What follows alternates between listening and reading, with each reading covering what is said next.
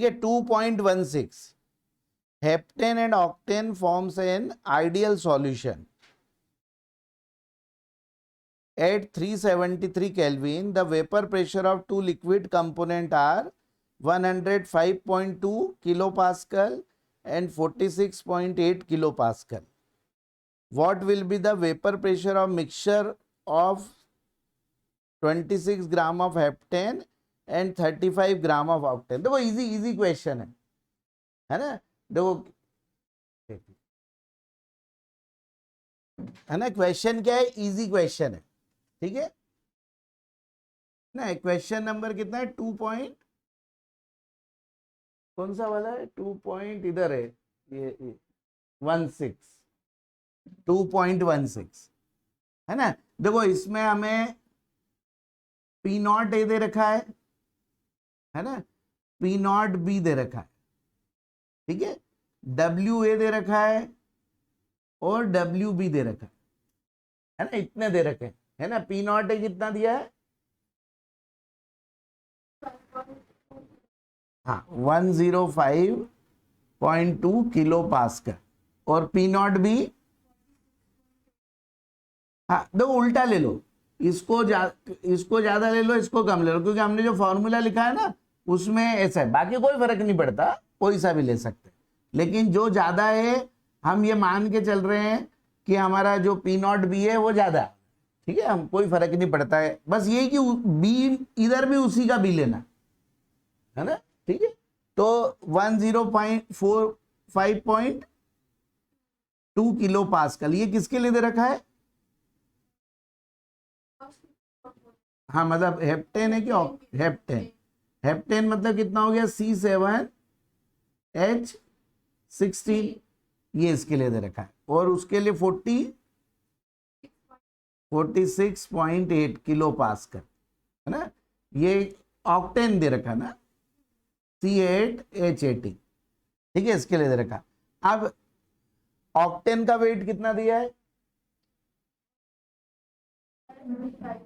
35 ग्राम है ना। तो देखो अब हमने यहाँ ए को ऑक्टेन लिया है, तो यहां भी ए वाले को ही ऑक्टेन लेना पड़ेगा, बस ये ध्यान रखना है, ये गलती कभी कभी हो जाती, ठीक है ना। तो इन क्वेश्चंस में आप पीबी उसको ले लो जो जिसका वेपर प्रेशर ज्यादा दिया, ठीक है ना, फर्क कुछ नहीं पड़ता, वो लेके भी करोगे तो भी आंसर आ जाएगा बस।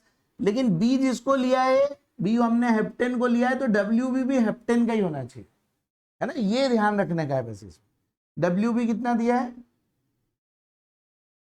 26 ग्राम। तो देखो ये दिया है, और हमें पूछा क्या है? सॉल्यूशन का वेपर प्रेशर पूछा है, ठीक है। तो अब हमें सॉल्यूशन के वेपर प्रेशर के लिए क्या जरूरत होती है? पी नॉट ए है ना plus X B, P not B minus P naught है ना, ये उसका फॉर्मूला हो गया।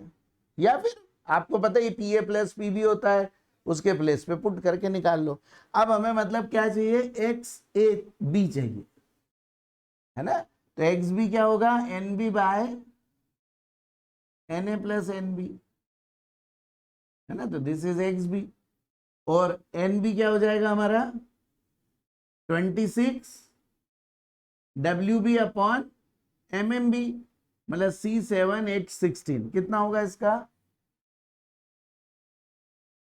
12 इंटू 7 प्लस 16 कितना हुआ? 100। तो देखो ये कितना आ गया? 26 अपॉन 100, और Na है ना, ये 114 हो जाएगा, क्योंकि CH2 बढ़ जाता है ना। इसका क्या हो गया? 114 हो गया। तो ये हो गया हमारा 35 अपॉन 114 प्लस 26 अपॉन 100। तो देखो ये एक्स भी आ जाएगा, बस अब इसको यहाँ पे पुट करना है ना, तो हमारा पीएस आ जाएगा, ठीक है। अब कैलकुलेट आप लोग करना, है ना, कैलकुलेट आप लोग करना, ठीक है, अलग से निकाल लेना, नहीं तो 35 अपॉन 114 है ना, और ये तो मतलब 0.26 हो जाएगा, है ना। इसको अलग से निकाल के फिर सॉल्व कर लेना, ठीक है, और या फिर वैसा का वैसा यहाँ पुट कर देना, है ना, फिर एंड में पूरा कैलकुलेशन एंड में कर, ठीक है। इसको पॉइंट में निकाल के पूरा यहाँ पे ऐसे पुट कर देना, डिवाइड मत करना इधर, ठीक है, और फिर एंड में इसको पूरा सॉल्व करना, ठीक है। तो इससे हमारा क्या आ जाएगा, PS आ जाएगा। ठीक आया, समझ में आया? ऐसे देखो इसको सॉल्व करना है ना, ठीक है। हाँ तनिषा आ गया, समझ में आ गया?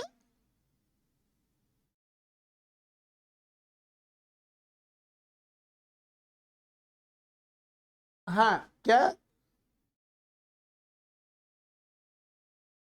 देखो हमें प्योर इसके वेपर प्रेशर दे रखे हैं, है ना। हमने P0B, है ना, B उसको ले लिया है जिसका वेपर प्रेशर ज्यादा है। तो वेपर प्रेशर ज्यादा किसका था, हेप्टेन का। हेप्टेन क्या होता है, C7H16, है ना।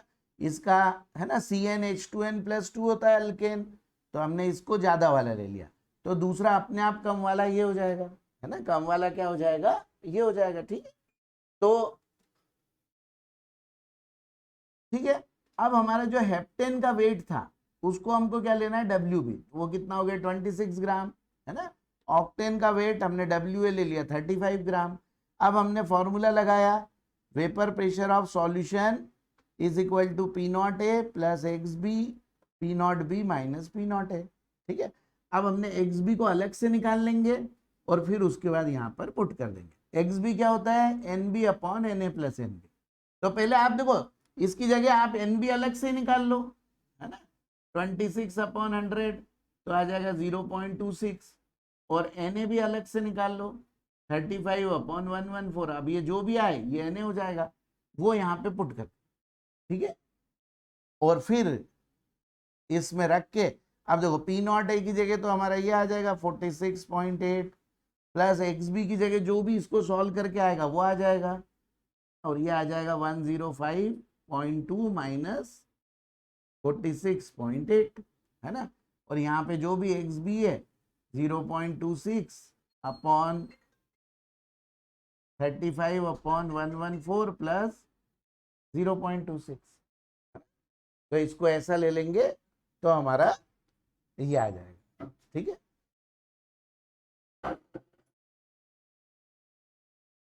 तो ऐसे देखो, ऐसे ये क्वेश्चन क्या हो जाएगा, सॉल्व हो जाएगा, ठीक है।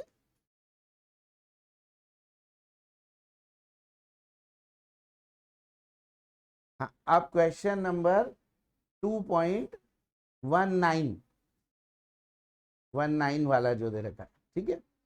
हाँ पढ़ो, क्या दे रखा है।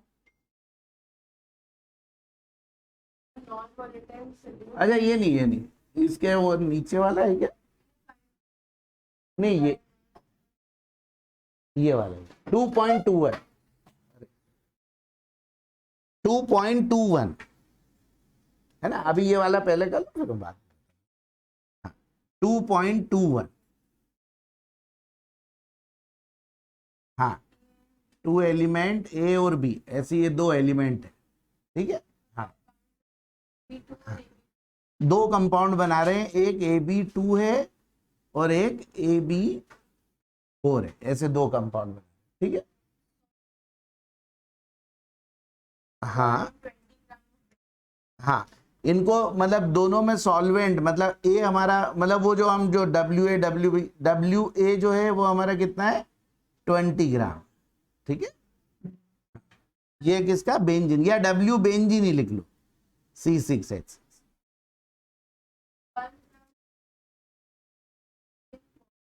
इसका, अरे ये भी क्वेश्चन इसका नहीं है, इसमें क्या है देखो, इस टॉपिक पे बहुत ही कम क्वेश्चंस दे रखे, जो हमारा जो इससे नेक्स्ट जो टॉपिक है ना, उसमें ज्यादा से ज्यादा क्वेश्चंस, जो इसका नेक्स्ट टॉपिक है सॉलिड इन लिक्विड। और आपको जितने भी न्यूमेरिकल्स आएंगे, है ना, पहले के भी आप पेपर्स देखोगे, मेंस का पेपर है ना, नीट का पेपर, सब में न्यूमेरिकल्स किस पार्ट के आएंगे, सॉलिड इन लिक्विड वाले पार्ट के आएंगे, ठीक है। इसलिए एनसीईआरटी में भी एक आधी क्वेश्चन बस इस टॉपिक पे दे रखा है, बाकी सब उस पे दे रखे, ठीक है। तो मैं अलग से देखो नेक्स्ट में कुछ क्वेश्चंस इसके अलग से निकाल के रखूंगा, फिर हम उसके इस टॉपिक के करेंगे, ठीक है। अभी हम इसके आगे की थ्योरी करते कंटिन्यू, ठीक है। सॉलिड इन लिक्विड, देखो हमने क्या क्या पढ़ा था, लिक्विड इन लिक्विड में आइडियल सॉल्यूशन पढ़ा था, है ना। कि आइडियल सॉल्यूशन क्या होता है, जो राउल्ट्स लॉ को फॉलो करते हैं, है ना, उनको क्या बोलते हैं, आइडियल सॉल्यूशन बोलते हैं ना।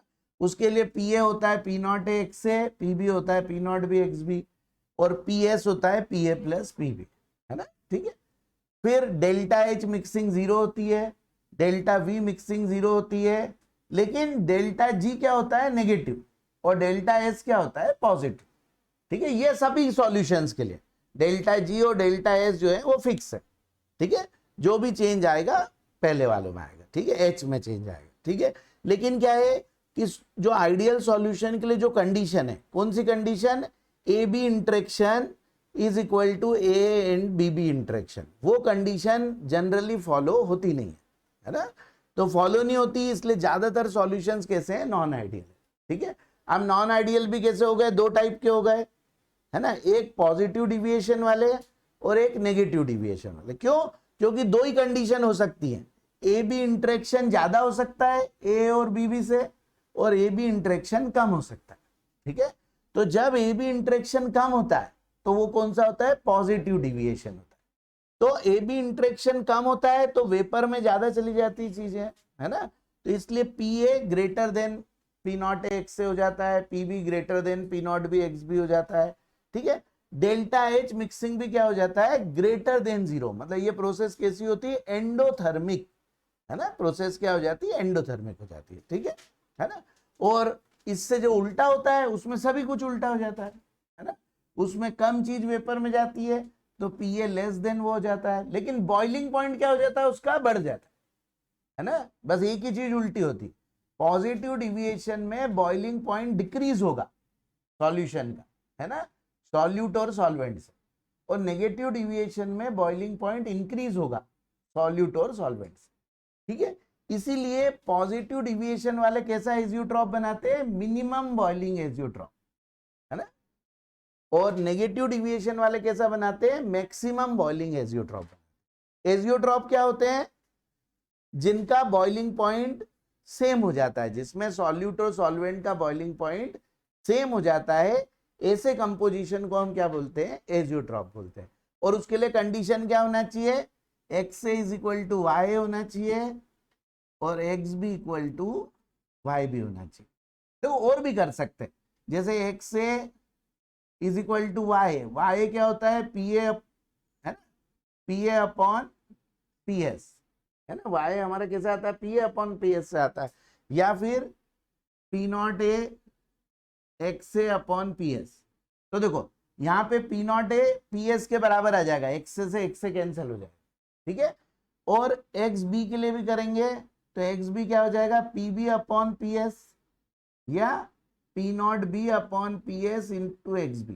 तो देखो एक्स बी से X B cancel, P not B और पी एस भी बराबर, तो इसका मतलब देखो दोनों के क्या हो गए, वेपर प्रेशर बराबर हो गए, इसीलिए दोनों के बॉइलिंग पॉइंट भी क्या हो गए, बराबर, ठीक है। देखो ये हम प्रूव भी कर सकते हैं, है ना, कि जब वेपर प्रेशर बराबर होंगे दो चीज के तो बॉइलिंग पॉइंट भी बराबर होंगे, तो इस कंडीशन में वेपर प्रेशर क्या हो जाते हैं, बराबर हो जाते हैं, इसीलिए बॉइलिंग पॉइंट भी क्या हो जाते हैं, बराबर, ठीक है।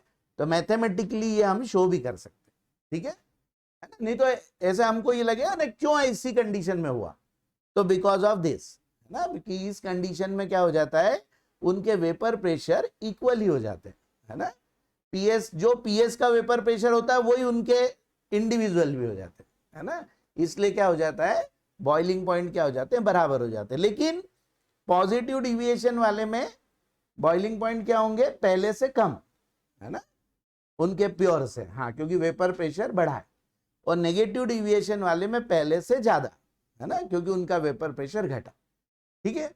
तो देखो इतनी चीज ये ध्यान रखना है ना, इतना इतना कम से कम हमको ध्यान रखना है, ठीक है। हाँ। देखो इससे देखो शो भी हो रहा है ना, एक्स से एक्स से कैंसिल हो गया तो P not A equal to P S, Y X B से एक्स बी कैंसिल तो P not B equal to P S, तो दोनों कंडीशन में क्या हो गया, इक्वल होने के कारण वो क्या हो गया, बॉइलिंग पॉइंट भी इक्वल हो गया, ठीक है। ऐसे कोई हम क्या बोलते हैं, एजियोट्रॉप्स, ठीक है। अब हम आते हैं नेक्स्ट सॉल्यूशन पे, solid in liquid, solution of solid in liquid. ये देखो सबसे इंपॉर्टेंट है, इवन आप यदि कई बार आप कॉम्पिटिटिव एग्जाम्स के लिए जो बुक्स देखोगे, है ना, फिजिकल केमिस्ट्री की, उसमें इसी को दिया हुआ है, बाकियों को तो दिया ही नहीं कई बार कुछ कुछ बुक्स में, है ना। और ये किसके नाम से दिया हुआ है? कॉलिगेटिव प्रॉपर्टीज के नाम से, है ना, उस नाम से दिया हुआ है। ठीक है, हम भी पढ़ेंगे इसको, व्हाट इज कॉलिगेटिव प्रॉपर्टीज। ठीक है, तो देखो सॉलिड इन लिक्विड का मतलब क्या हो गया कि जो सॉल्यूट है ना, सॉल्यूट कैसा है? Non volatile. सॉल्यूट कैसा है? नॉन वोलेटाइल, है ना, क्योंकि सॉलिड है ना। और लिक्विड कैसा है? वोलेटाइल। तब बताओ इन दोनों में से वेपर सिर्फ किसकी बनेगी? लिक्विड वाले की। मतलब सिर्फ सॉल्वेंट की वेपर बनेगी, सॉल्यूट की वेपर बनेगी नहीं। इसका मतलब जो हमारा पीए होगा वो जीरो होगा, सॉरी पीबी, पीबी जो होगा वो क्या होगा? जीरो होगा। जो भी सब होगा पीए ही होगा, है ना। ठीक है, देखो क्यों नहीं होगा? जैसे नमक है। अच्छा बताओ, नमक कभी ऐसे काम होता है क्या? इवापोरेट होता है क्या? नहीं होता। तो क्योंकि वो सॉलिड है ना। तो जो नेचुरल उसमें सॉलिड्स है ना, कुछ होते हैं सॉलिड जो कि सब्लिमेबल होते हैं, है ना, लेकिन हम वो वाले सॉलिड की बात नहीं कर रहे। ठीक है, नॉर्मल सॉलिड्स की बात कर रहे हैं, है ना, जो कि क्या है? Non volatile. ठीक है, तो इस केस में क्या हो जाएंगे? इनके वेपर प्रेशर तो जीरो ही हो गए, है ना। तो सिर्फ एक ही का वेपर प्रेशर रह जाएगा। तो सॉल्यूशन का भी वेपर प्रेशर सिर्फ किसके बराबर रहेगा? इसी के बराबर रहेगा। क्योंकि देखो राउल्ट्स लॉ हमारा क्या था? पीए प्लस पीबी। अब पीबी इस केस में जीरो ही है, तो इसलिए पीएस इक्वल टू क्या हो जाएगा? पीए हो जाएगा। अब हाँ हाँ, नहीं कैसे करेगा जब वेपर बनी? नहीं, वो गैस के लिए होते हैं, सॉलिड के लिए थोड़ी होता। जब वो गैस बनेगी तभी होगा वो सब, जब गैस बनेगी तब होगा वो सब चीजें। ठीक है, ऐसे नहीं होगा। ठीक है, हाँ। तो आप ऐसा लिखो राउल्ट्स लॉ, इसके लिए भी राउल्ट्स का ही लॉ है, क्योंकि दोनों सेम ही चीज है ना, राउल्ट्स लॉ, है ना, राउल्ट्स लॉ। ठीक है, देखो आपको खुद ही समझ में आ जाएगा कि क्यों पीबी हट गया यहां से ना, क्योंकि पीबी क्या है? जीरो। हाँ, तो ऐसा लिखो vapour pressure, vapour pressure of solution of, vapour pressure of solution of non volatile solute, non volatile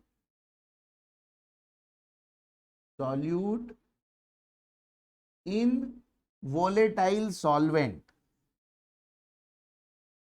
in volatile solvent is equal to, किसके इक्वल होगा? हाँ, is equal to vapour pressure of, हाँ, vapour pressure of solvent, है ना, सिर्फ solvent के vapour pressure के equal होगा। Vapour pressure of solvent in solution, देखो ये वर्ड लिखना जरूरी है, सॉल्यूशन बनने के बाद के वेपर प्रेशर ना, ठीक है, उसके बराबर हो जाएगा। ठीक है, why? Because solute has no vapour pressure, है ना, कि सॉल्यूट का क्या है? जीरो ही है वेपर प्रेशर। ठीक है, तो अब हमारा लॉ क्या हो जाएगा? P S is equal to, या P total equal to, P S, P S मतलब टोटल, है ना, इज इक्वल टू सिर्फ क्या हो गया? पी ए हो गया। ठीक है, because P B is zero, तो P S equal to P A हो गया। ठीक है, अब हमको पता है पी ए किसके इक्वल होता है? पी नॉट ए एक्स ए के इक्वल होता है, तो इज इक्वल टू क्या हो जाएगा? पी नॉट ए एक्स ए। ठीक है, अब एक्स ए की जगह हम क्या रख सकते हैं? वन माइनस एक्स बी, तो P not A into one minus X B. ठीक है ना। अब इसको मल्टीप्लाई करो तो क्या हो जाएगा? P not A minus P not A into X B. ठीक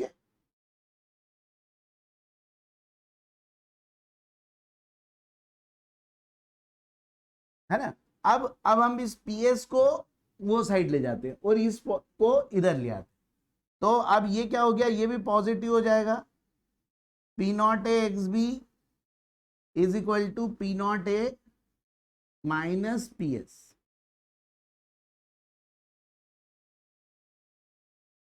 ठीक है, ये चीज आई।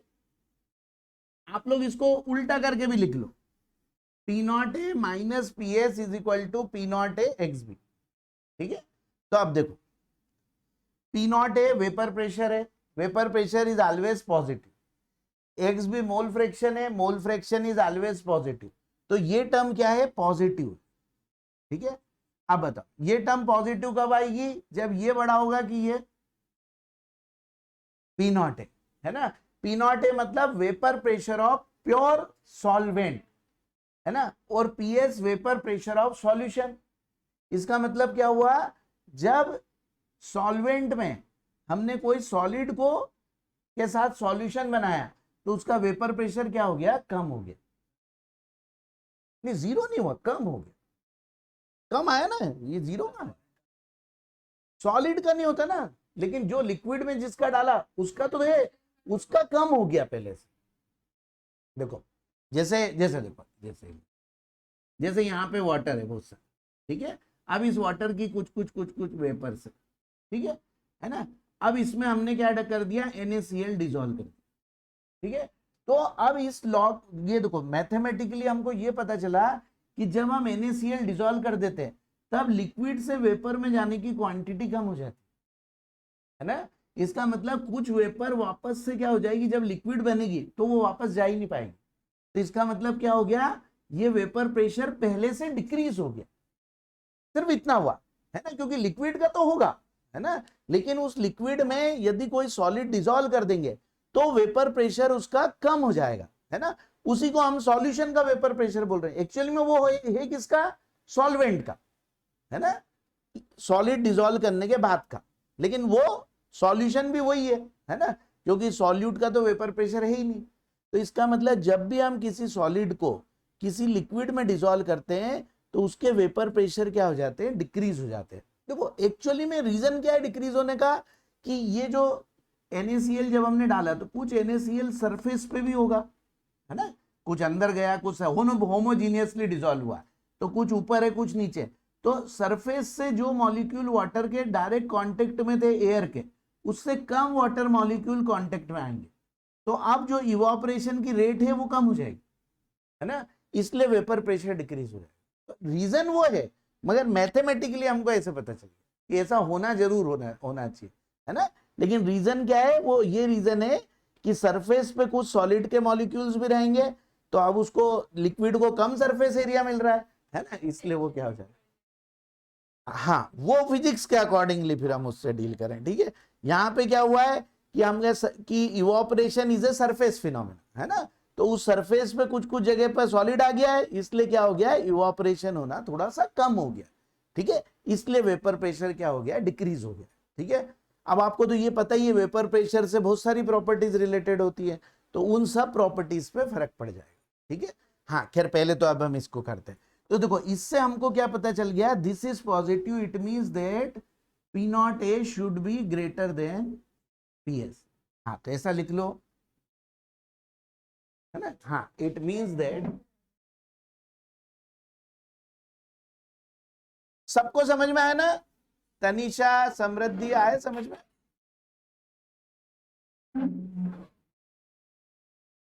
है ना। तो इसलिए P0 A क्या हो गया, ग्रेटर देन PS, उससे क्या हो गया, ज्यादा हो। ठीक है, इट मीन्स हाँ ऐसा देखो, ऐसा लिख लो, है ना, it means on adding non volatile solute in a liquid it's vapour pressure decreases, ना कि उसका वेपर प्रेशर क्या हो जाता है, डिक्रीज हो जाता है। ठीक है ना। देखो अब इसका एक्चुअल रीजन, कि कोई पूछे व्हाई वेपर प्रेशर डिक्रीजेस, तो उसका एक्चुअल रीजन क्या होता है, because solid forms solid acquire some surface area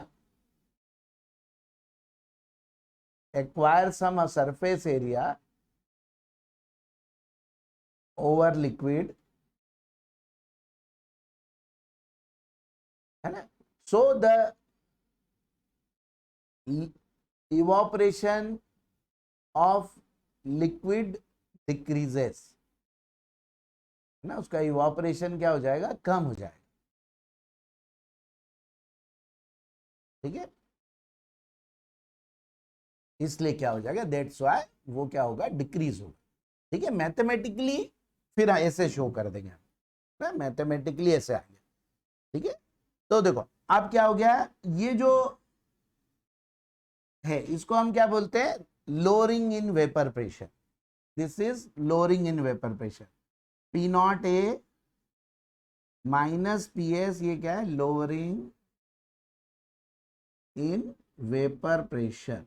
इतना वेपर प्रेशर क्या हो गया, कम हो गया.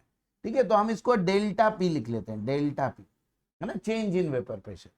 ठीक है, इज इक्वल टू क्या है, P not A X B. ठीक है, अब इसको नीचे ले आते हैं तो ये क्या हो जाएगा, delta P upon P not A is equal to X B. Delta P upon P not A is equal to X B. ठीक है, delta P upon P not A is equal to X B. तो देखो change को यदि original से divide करते हैं तो उसको क्या बोलते हैं हम, रिलेटिव चेंज, ना, उसको क्या बोला जाता है, रिलेटिव चेंज, है ना. तो ये रिलेटिव चेंज जो है किसमें, वेपर प्रेशर में, इसलिए इस क्वांटिटी को हम क्या बोलेंगे, relative lowering in vapour pressure, है ना. और वो किसके बराबर हो गई, मोल फ्रैक्शन ऑफ सॉल्यूट के बराबर हो गई. ठीक है, हाँ, तो ये स्टेटमेंट लिखो, this is the most popular statement of Raoult's law, है ना. ये पहले जब एमपी पीईटी पीएमटी में बहुत बार आया है सेंटेंस, राउल्ट्स लॉ इज, और उसका आंसर यही देते, relative lowering in vapour pressure. हाँ, तो ऐसा लिख लो, relative lowering in vapour pressure is equal to mole fraction of solute. Relative lowering in vapour pressure is equal to mole fraction of solute, है ना. देखो इक्वल है, प्रपोर्शनल नहीं लिखा हुआ है ना. उसमें एक सेंटेंस ये भी देते हैं प्रपोर्शनल, है ना, क्योंकि हम ज्यादा चीजें प्रपोर्शनल पढ़ते हैं, है ना. यहाँ पे इक्वल है सीधे सीधे, कि relative lowering in vapour pressure is equal to mole fraction of solute. अब देखो मोल फ्रैक्शन ऑफ सॉल्यूट मतलब मोल्स पे डिपेंड है, मतलब नंबर ऑफ पार्टिकल्स पे डिपेंड है सब कुछ. तो ऐसी प्रॉपर्टीज जो सिर्फ नंबर ऑफ पार्टिकल पे डिपेंड करती है ना, नेचर पे डिपेंड नहीं करती. देखो यहाँ पे कोई भी सॉल्यूट लेते हैं, है ना, यदि एक्स भी बराबर है तो relative lowering in vapour pressure हमेशा सेम आएगा. भले आप ग्लूकोज को वाटर में डिसॉल्व करो, है ना, या NaCl को वाटर में डिसॉल्व करो, है ना. NaCl में कुछ चेंज आएगा, वो हम बाद में डील करेंगे उसको. ठीक है, या फिर आप यूरिया को वाटर में डिसॉल्व करो, सुक्रोज को वाटर में डिसॉल्व करो, यदि आपके मोल फ्रैक्शन बराबर है तो हमेशा ये वैल्यू क्या आएगी, बराबर आएगी. इसका मतलब ये वैल्यू नेचर पे डिपेंड नहीं कर रही उसके, चाहे सुक्रोज लो, चाहे ग्लूकोज लो, चाहे फ्रक्टोज लो, कोई सा भी लो, है ना. ये सिर्फ किस पे डिपेंड कर रही है, उनके नंबर ऑफ पार्टिकल्स पे डिपेंड कर रही है. तो ऐसी प्रॉपर्टी जो सिर्फ नंबर ऑफ पार्टिकल पे डिपेंड करे, है ना, टेम्परेचर पे करेंगे, है ना, नेचर पे नहीं करें, उनको हम क्या बोलते हैं, कॉलीगेटिव प्रॉपर्टीज बोलते हैं. ठीक है, हाँ, तो अब ये डेफिनेशन लिखो, कॉलीगेटिव प्रॉपर्टीज. ये फॉर्मूला बहुत काम का है ना, colligative properties.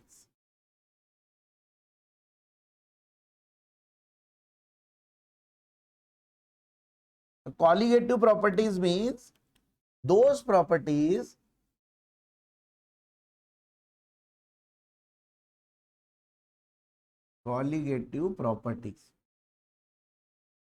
those properties which depend only on number of particles, है ना, और mostly number of particles of solute, generally solvent को फिक्स कर दिया यदि तो सॉल्यूट के पार्टिकल्स में, है ना, ठीक है। हाँ, number of particles of solute, है ना, उनको हम क्या बोलते हैं, those are called colligative properties, ठीक है। they do not depends on nature of solute, है ना, सॉल्यूट के नेचर पे डिपेंड नहीं कर रहा, ठीक है, कोई सा भी सॉल्यूट लो, ठीक है। अब ये कितनी होती है, 4 होती है, 4। फर्स्ट यही होती है, relative lowering in vapour pressure, relative lowering in vapour pressure, ठीक है, रिलेटिव लोअरिंग इन वेपर, ठीक। आप लोग चारों, चलो पहले चारों लिख लेते हैं। Second, elevation in boiling point. दो, अब आपको ये समझ में आ जाएगा बॉइलिंग पॉइंट क्यों बढ़ गया होगा। इलिवेशन इन बॉइलिंग पॉइंट क्यों बढ़ गया बॉइलिंग पॉइंट, क्योंकि वेपर प्रेशर क्या हो जाता है, कम हो जाता है, इसीलिए सी वाटर का बॉइलिंग पॉइंट ज्यादा होता है बजाय कि रिवर वाटर, है ना, क्योंकि सी वाटर में क्या है, बहुत सारा सॉल्यूट डिजोल्व है, ठीक है। चाय का बॉइलिंग पॉइंट ज्यादा होगा हमारे नॉर्मल पानी से, तो चाय में शक्कर वहां डिजोल्व कर देते, ठीक है। हाँ, इलिवेशन इन बॉइलिंग पॉइंट। फिर third, depression in freezing point. देखो फ्रीजिंग पॉइंट घटता है, डिप्रेशन इन फ्रीजिंग पॉइंट,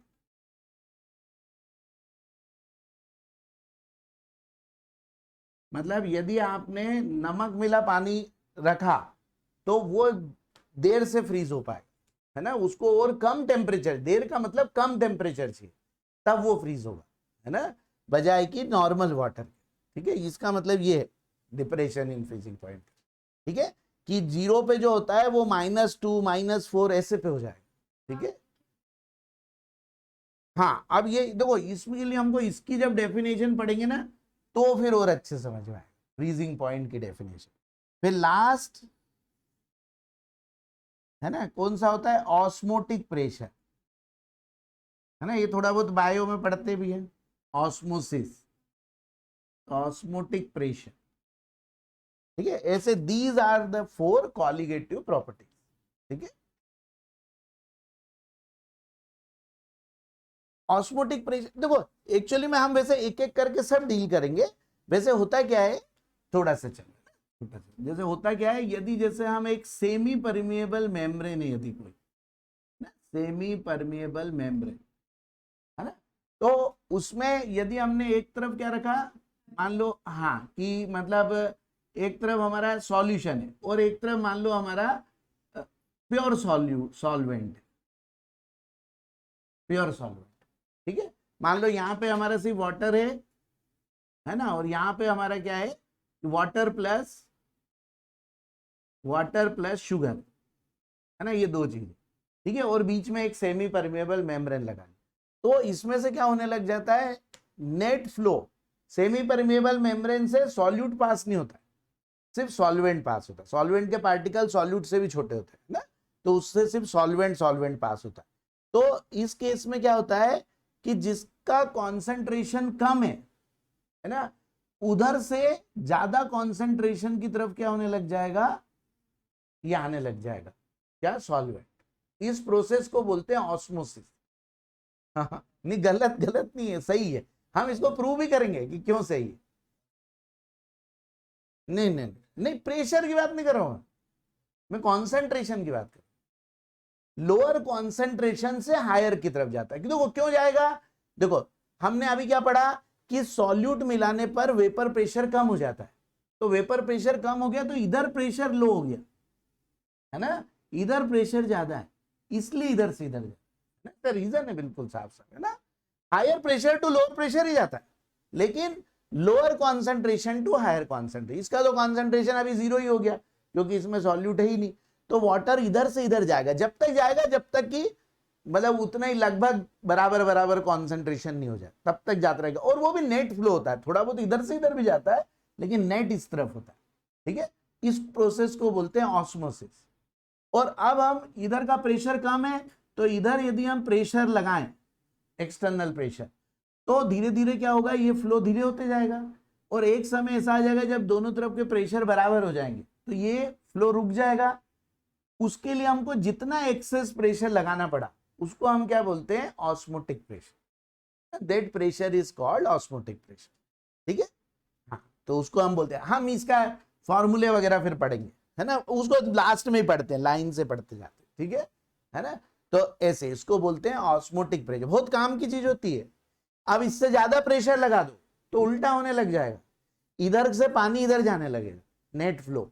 इससे हम पानी में से सॉल्ट को या शुगर को अलग कर सकते हैं, है ना। तो उसका हमारा काम क्या आता है, आरओ में, है ना। इस प्रोसेस को बोलते हैं, देखो ऑस्मोसिस इधर से इधर हो रहा था, जब इधर से इधर जाने लगा तो क्या बोलेंगे, रिवर्स ऑस्मोसिस, है ना। तो आरओ का नाम ही है रिवर्स ऑस्मोसिस, है ना, उसी का शॉर्ट फॉर्म आरओ। तो आरओ में यही होता है, उसके अंदर प्रेशर मेंटेन किया जाता है। हमारा जो बोरिंग का पानी होता है उसमें सॉल्ट ज्यादा होता है, ठीक है, तो वो बोरिंग के पानी में से सॉल्ट को निकालने के लिए ये प्रोसेस की जाती है। तो अंदर सेमी परमेबल मेम्ब्रेन्स होती है, तो इधर से इधर वाटर जाता है और फिर वाटर को हम निकालते जाते हैं, तो उसका सॉल्ट क्या होते जाता है, कम होते जाता है। एक अमाउंट तक ही हो पाएगा, तो इसलिए थोड़ा सा इधर से वो भी निकालते हमको पड़ता रहता है ना। तो ऐसे करके उसका वो कम हो जाता है। इससे कई जगह पे सी वाटर को ड्रिंकिंग वाटर में कन्वर्ट भी करते हैं, है ना, क्योंकि सी वाटर ऐसे नहीं पी सकते, बहुत ज्यादा खारा पानी रहता है ना। तो उसमें से नमक को निकाल निकाल के, है ना, कई जो अरेबियन कंट्रीज वगैरह में ऐसे बहुत बड़े बड़े आरओ प्लांट है ना, तो उसमें ऐसा करते हैं। हम लोग घरों में यूज कर रहे हैं, हमारा क्या पर्पज है कि उसका ये सॉल्ट कम हो जाए, है ना। देखना आरओ फिट करने वाले आएंगे, वो एक ये चीज भी बोलेंगे टीडीएस, है ना, इसका मतलब होता है टोटल डिजॉल्व सॉल्ट, है ना, ये मेंटेन करते हो, है ना। लगभग जो नर्मदा का पानी आता है उसके बराबर कर देता है वो आरओ। नर्मदा के पानी में नहीं है, बहुत ही कम सॉल्ट है ना, नदियों के पानी में बहुत ही कम रहता है, ठीक है। तो वैसा सॉल्ट किस में ज्यादा रहता है, कुएं के पानी में या बोरिंग के पानी में, है ना, उनमें सॉल्ट ज्यादा रहता है क्योंकि वो रुका हुआ पानी है। और गर्मी में और बढ़ जाता है टीडीएस, है ना, क्योंकि गर्मी में पानी और नीचे लेवल चले जाता है तो और बढ़ते चले जाता है, ठीक है। तो देखो हमने बहुत कुछ समझ लिया ये, लेकिन फिर भी हम वापस से एक बार और कर लेंगे, उस समय लिख उस समय। अभी तो देखो ये करते हैं, relative lowering in vapour pressure, ठीक है, इसको मैं वापस समझाऊंगा, है ना, थोड़ा कम भी समझ में आया तो कोई बात। Relative lowering in vapour pressure,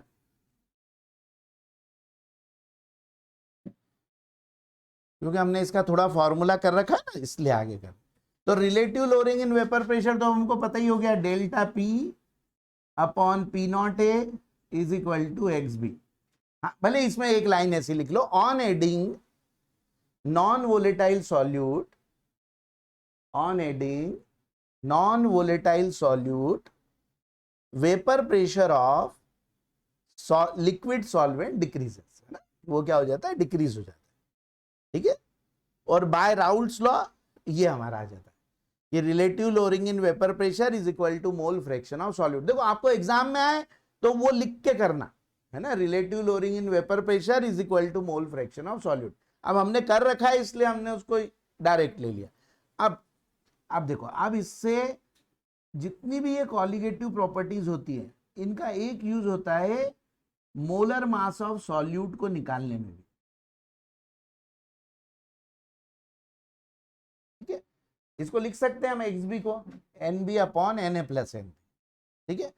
अब देखो ये, अब हमने पढ़ा था कि वही सॉल्यूशन आइडियल होता है जिनमें ए बी इंटरेक्शन ए और बी बी के बराबर हो, है ना।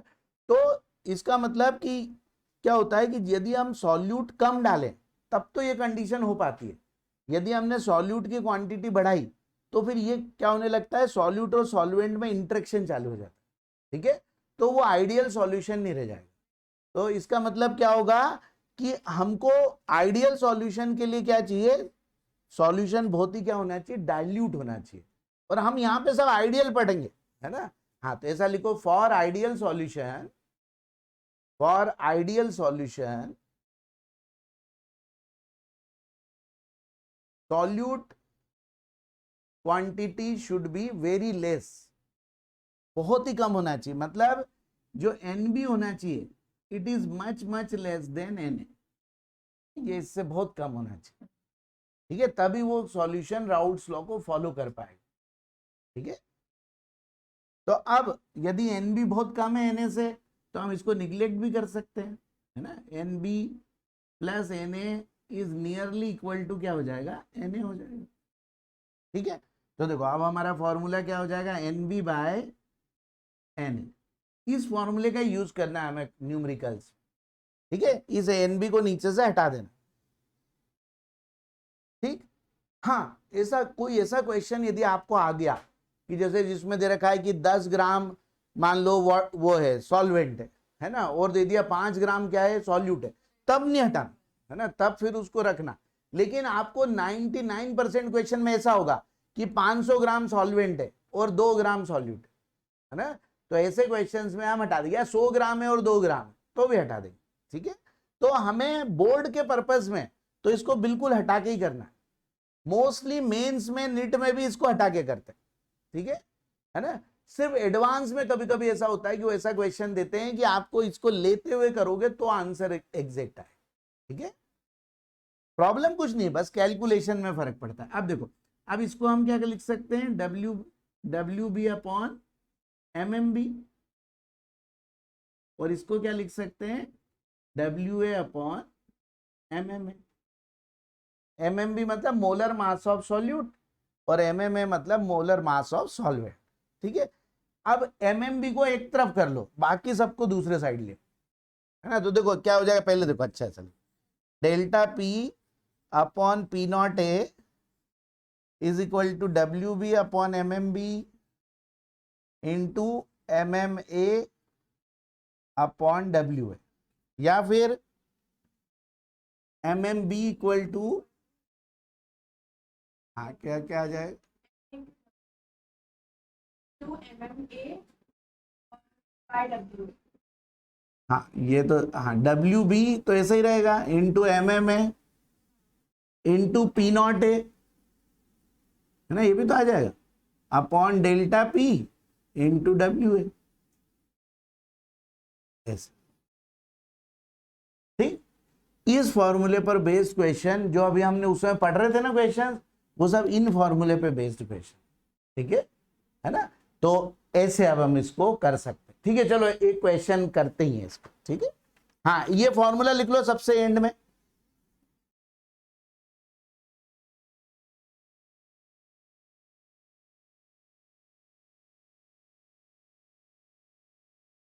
Question number 2.18, question number 2.18, calculate the mass of a non volatile solute, molar mass दे रखा है 40 ग्राम, which should be dissolved in 114 gram of octane to reduce its vapor pressure to 80%, है ना, to reduce its vapor pressure to 80%, ठीक है। तो देखो अब अभी तो सब लोग अपने अपने बुक में देखो, बाद में देख लेना कि क्या क्वेश्चन है।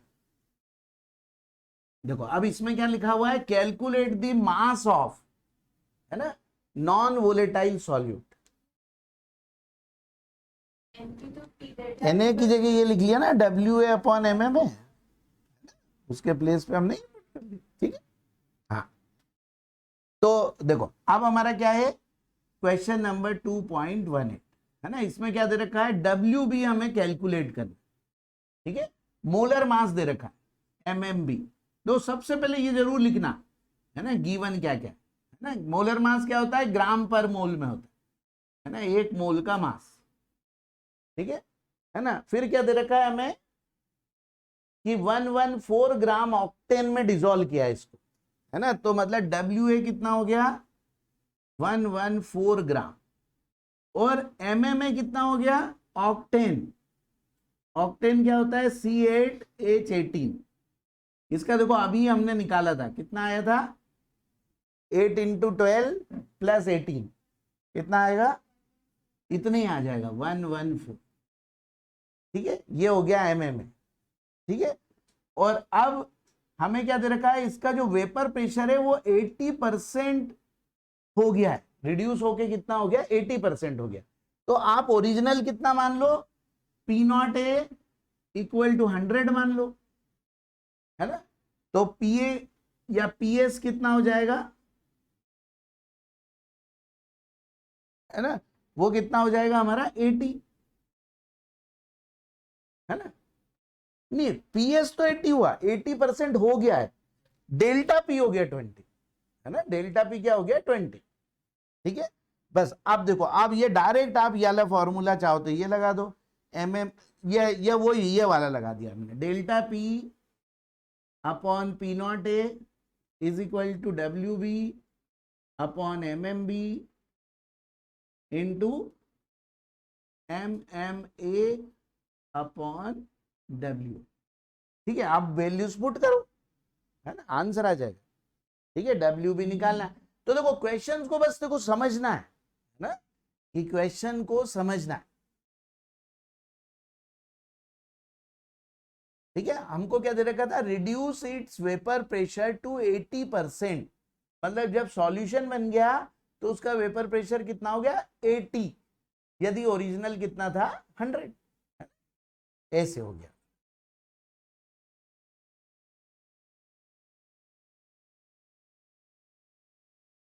ठीक है, ये तो कैलकुलेशन भी शायद बहुत इजी होगा इसका, है ना। देखो डेल्टा पी क्या होता है, पी एस माइनस, मतलब P not A minus P S, तो मतलब ये तो कितना हो गया 28 आ गया, तो 8 ग्राम हमारा आंसर आ गया, ठीक है, ऐसा, ठीक है। तो ये इस ढंग से निकल जाए, और यदि बिना निगलेक्ट करके निकालोगे तो भी आ जाएगा, है ना, तब भी आ जाएगा, लेकिन थोड़ा वेरिएशन आएगा, लेकिन आ जाएगा, ठीक है।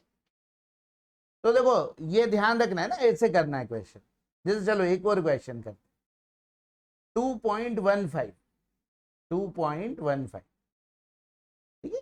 हाँ देखो ये दे रखा है इस क्वेश्चन में, an aqueous solution of 2% non volatile solute, है ना, 2% नॉन वोलेटाइल सॉल्यूट, है ना, मतलब उसका परसेंटेज मास दे रखा है 2, ठीक है।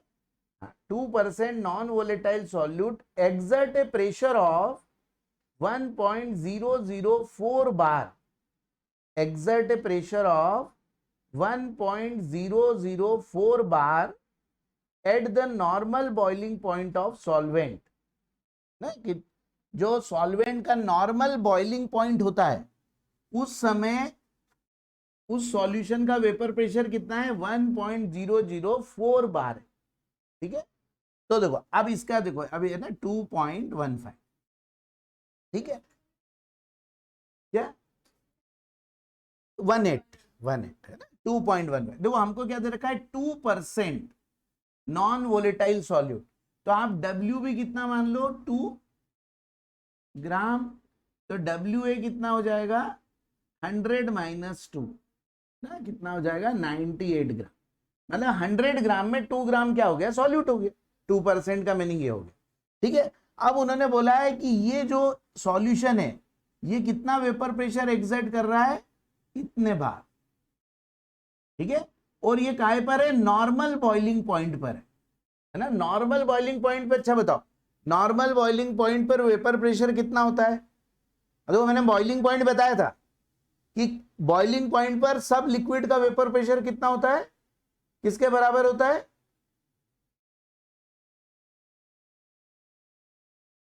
बॉइलिंग पॉइंट किसको बोलते हैं, temperature at which vapour pressure is equal to कौन से, एटमॉस्फेरिक प्रेशर। तो नॉर्मल बॉइलिंग पॉइंट मतलब उसका वेपर प्रेशर 1 बार हो जाए, है ना, उसको बोलते हैं हम नॉर्मल बॉइलिंग पॉइंट, लेकिन 1 बार नहीं, 1 ATM हो जाए, 1 ATM होता है मतलब एटमॉस्फेरिक प्रेशर। तो देखो ये आप देखो, आप बिल्कुल ये लिख लो, at normal boiling point, at normal boiling point vapour pressure of any liquid is equal to 1 ATM, at normal boiling point vapour pressure of any liquid, कोई भी लिक्विड हो, any liquid is equal to 1 ATM, और 1 atm मतलब होता है 1.013 बार। ठीक है, देखो इसको याद रखना है हमेशा, है ना, कि उस पर इतना हो जाता है। इसको बोलते हैं नॉर्मल बॉइलिंग पॉइंट, कि जिस टेम्परेचर पर किसी भी लिक्विड का वेपर प्रेशर इतना होता है वो टेम्परेचर उसका बॉइलिंग पॉइंट होता है। ठीक है, तो हमें तो देखो प्रेशर मिल गया, मतलब ये क्या हो गया, P0A हो गया, है ना, ये प्योर लिक्विड का हो गया, है ना। तो P0A हो गया हमारा ये 1.013 बार। PS ये है, WB ये है, WA ये है ना, और हमारा WA क्या है, वाटर है, तो वाटर का MMA कितना हो जाएगा, 18, है ना, वाटर का कितना हो गया, 18 हो गया। ठीक है, अब हमें निकालना क्या है, मोलर मास ऑफ सॉल्यूट निकाल। ठीक है, तो अब तो देखो ये जो लास्ट में हमने जो फॉर्मूला लिखा था, है ना, वही बात आ गई, है ना। डेल्टा पी कितना हो जाएगा, 1.004 को माइनस कर देंगे किससे, इससे।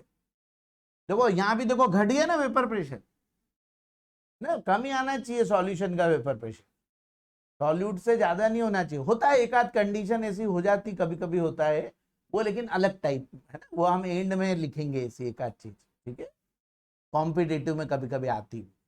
ठीक है, तो देखो मतलब हमारा डेल्टा पी कितना हो जाएगा, 1.013 माइनस 1.004, ये हो गया डेल्टा पी। अब इस फॉर्मूले में बस रख दो, है ना। डब्ल्यू बी कितना है 2, MMA कितना है 18, P0A कितना है 1.013 अपॉन डेल्टा पी कितना है, कितना आएगा ये 13 0.09 ये, है ना, 0.09 और इंटू WA कितना है 98। ठीक है, अब ये आ जाएगा आपका MMB। ठीक है, अब ये कैलकुलेट करना पड़ेगा, है ना। ठीक है, देखो कोशिश करना कि इन कैलकुलेशंस को खुद ही करने की, है ना, कैलकुलेटर को कम से कम यूज करना। ठीक है, हाँ, मतलब क्योंकि क्या होगा कि नहीं तो फिर क्या होगा कि हमें आदत बिगड़ेगी। और देखो कॉम्पिटिटिव एग्जाम हो या बोर्ड एग्जाम हो, दोनों में हमें कैलकुलेटर अलाउड नहीं है। ठीक है, कॉम्पिटिटिव में तो देखो फिर भी ऐसे ऐसे आ जाएंगे कि आसानी से हो जाएगा, है ना, लेकिन बोर्ड्स में ऐसे सब आएंगे, है ना, कि जिसमें थोड़ा सा टाइम लगेगा। ठीक है, इसलिए हमें थोड़ी प्रैक्टिस चाहिए। ठीक है, हाँ, आ जाते हैं ना, तो इसलिए फिर हमको कोशिश ये करो, है ना, कि पूरी तरह से ऐसे ही सॉल्व करो। ठीक, तो देखो ऐसे क्वेश्चंस आएंगे इस पे, लोअरिंग इन वेपर प्रेशर पे, या फिर relative lowering in vapour pressure. ठीक है, तो ये एक हमारी क्या हो गई, कॉलिगेटिव प्रॉपर्टी। ठीक है, एक और थोड़ा सा करते हैं फिर बाकी का बाद